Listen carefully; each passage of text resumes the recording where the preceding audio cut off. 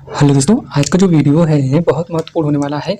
यदि आप सीटेट 2022 की परीक्षा में बैठने वाले हैं तो यह आप जो होते हैं टेस्ट के रूप में ये प्रश्न ले सकते हैं। इसमें टोटल 10 प्रश्न हैं।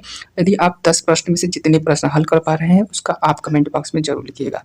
ये हमारा जो होता है टेस्ट नंबर जो होता है तीसरा है, ठीक है। अगर इसके बाद अगर जो भी प्रश्न आपका जिस प्रश्न का जवाब आपको मालूम हो उसका कमेंट बॉक्स में जरूर लिखिएगा। और लास्ट में आपसे एक प्रश्न पूछेंगे जिसका आंसर जो होता है आपको कमेंट बॉक्स में देना होगा। तो चलिए बिना देर के प्रश्न को शुरू करते हैं। प्रश्न है पहला प्रश्न है कि पर्यावरण अध्ययन में क्षेत्र भ्रमण का मुख्य उद्देश्य होता है। तो ध्यान दीजिएगा, अगर हम पर्यावरण जो होता है पर्यावरण का अगर हम अध्ययन कर लिए हम कौन सा चीज़ इंपॉर्टेंट होता है, तो एक चीज़ ध्यान दीजिएगा, पर्यावरण के लिए सबसे बड़ी चीज़ होती है हम देख के अनुभव करते हैं, प्रत्यक्ष अनुभव करते हैं। तो इस प्रकार अगर देखें तो सही जवाब ऑप्शन जो होता है सी हो जाएगा, ठीक है। हम यहाँ मनोरंजन अर्थात पिकनिक मनाने के लिए नहीं जाते हैं, इसके यहाँ प्रत्यक्ष अनुभव करने के लिए हम जाते हैं, ठीक है। आगे बढ़ते हैं। आगे हमारा प्रश्न नंबर 2 है।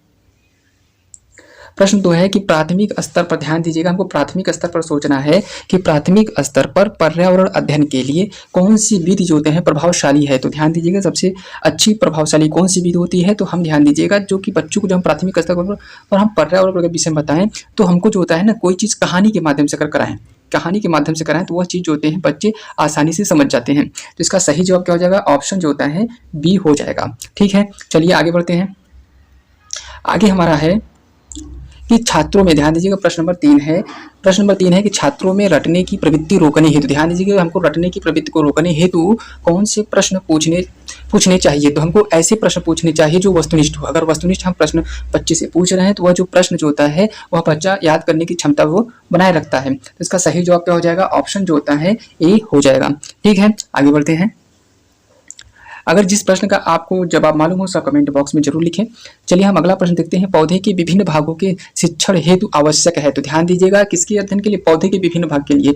तो हम ध्यान दीजिएगा पौधे के जो होते हैं पर्यावरण की बात करते हैं, दोनों हमको जो होते हैं प्रत्यक्ष अनुभव की बात करते हैं। तो अगर प्रत्यक्ष अनुभव हमको नहीं मिल रहा है, देखिए ऑप्शन पाठ्य पुस्तक नहीं, तो मैंने कहा प्रत्यक्ष पौधों का अवलोकन मतलब ये होता है कि प्रत्यक्ष जो होता है हमको अनुभव की बात करता है, ठीक है। यह चीज़ आपको मालूम होना चाहिए। तो इसका सही जवाब क्या हो जाएगा, ऑप्शन जो होता है बी हो जाएगा, ठीक है।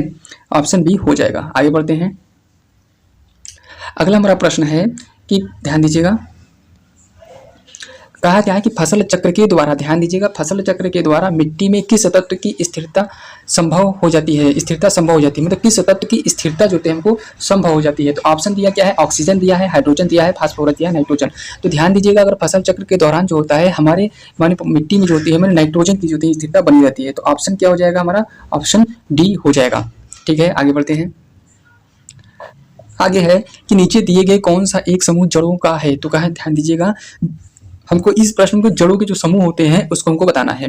तो ध्यान दीजिएगा जड़ के समूह में जो होते हैं हमारा गाजर आता है, ठीक है, गाजर आता है, इसके बाद मूली आती है। अगर इन सब में जिस ऑप्शन में वही हमारा आंसर होगा, ठीक है। तो ऑप्शन दिया चुकंदर, आलू, अदरक, ठीक है। आलू हमारा तना है, ये नहीं होगा, ठीक है। गाजर, हल्दी हमारा जो होता है हमारा तना है, ये भी नहीं होगा। शकरकंद, मूली और हल्दी हमारा जड़ तना है, ये भी नहीं होगा। गाजर, सलजम और मूली, ये हमारा ऑप्शन सही हो जाएगा, ठीक है। ऑप्शन डी हो जाएगा। आगे बढ़ते हैं।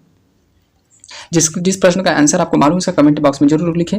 इसे जो है सीटेट 2022 के लिए जो होता है परीक्षा जो होने वाली है इसके लिए है, ठीक है। आप जितने प्रश्न कर लेते हैं उसका कमेंट बॉक्स में अपना आंसर भी बताइएगा। और लास्ट में भी एक आपसे प्रश्न पूछेंगे जिसका आंसर आपको कमेंट बॉक्स में देना होगा। अगला प्रश्न है कि रेगिस्तान में जो होते हैं रेगिस्तानी ओक का नामक एक पेड़ है जो यह पाया जाता है। तो ध्यान दीजिएगा जो ओक का वृक्ष होता है हमारा ऑस्ट्रेलिया में पाया जाता है। कहाँ पाया जाता है, ऑस्ट्रेलिया में पाया जाता है, ठीक है। आगे बढ़ते हैं। तो अगर एक चीज़ ध्यान दीजिएगा, एक चीज़ ये पूछा है कि रेगिस्तान का जो, अगर ये भी पूछता है रेगिस्तान में जो होते हैं, एक चीज़ जैसे कि पूछा है रेगिस्तान में अगर पूछ लेता है कि कौन सी वृक्ष पाए जाते हैं, ऑप्शन दे देगा, ठीक है। तो आपको तो भी हमको ओक ही वृक्ष मारना है। अगर आपका पूछे ओक वृक्ष कहाँ पाए जाते हैं तो ध्यान दीजिएगा ऑस्ट्रेलिया में पाया जाता है, ठीक है। आगे बढ़ते हैं। कहा कि अगला प्रश्न है हमारा कि भारत की आज़ादी से पहले, ध्यान दीजिएगा आज़ादी से पहले महात्मा गांधी ने जिस दांडी के समुद्र तट तक अपनी प्रसिद्ध यात्रा की थी वह भारत के नीचे दिए गए किस राज्य में स्थित है। तो पूछा है किस राज्य में स्थित है जो दांडी यात्रा शुरू की गई थी। तो यह चीज़ आपको मालूम होना चाहिए, नमक सत्याग्रह के लिए था। तो यह जो होते हैं हमारे दांडी से और जो होता है साबरमती आश्रम तक हमारा जो है ये था, ठीक है। साबरमती आश्रम से दांडी तक, ये कहाँ है? गुजरात में है। कहाँ पर है? गुजरात में है, ठीक है, गुजरात में है। तो इसका सही जवाब क्या हो जाएगा? ऑप्शन जो होता है डी हो जाएगा। आगे बढ़ते हैं, प्रश्न नंबर हमारा 9 है।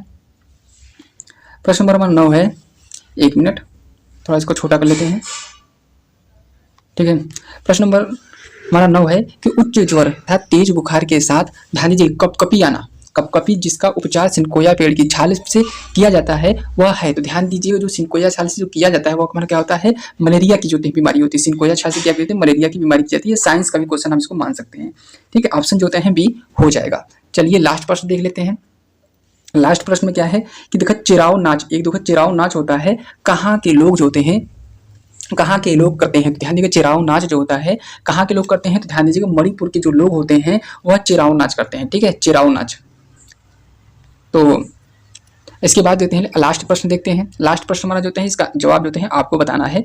प्रश्न है हमारा कि तमिलनाडु के निकटवर्ती राज्य कौन कौन से हैं? तो हमको निकटवर्ती राज्य पूछा है कि निकटवर्ती राज्य कौन कौन से, इसको आपको बताना है। तो इसका आपका ऑप्शन दिया है, इसको आप बताकर कमेंट बॉक्स में बता सकते हैं कि इसका आंसर क्या होगा, ठीक है। तो दोस्तों आज के लिए इतना ही। यह जो तुम्हारा टेस्ट नंबर 3 था, ठीक है, कल भी 3 था। इसके बाद जो है टेस्ट नंबर 4 भी आएगा, ठीक है।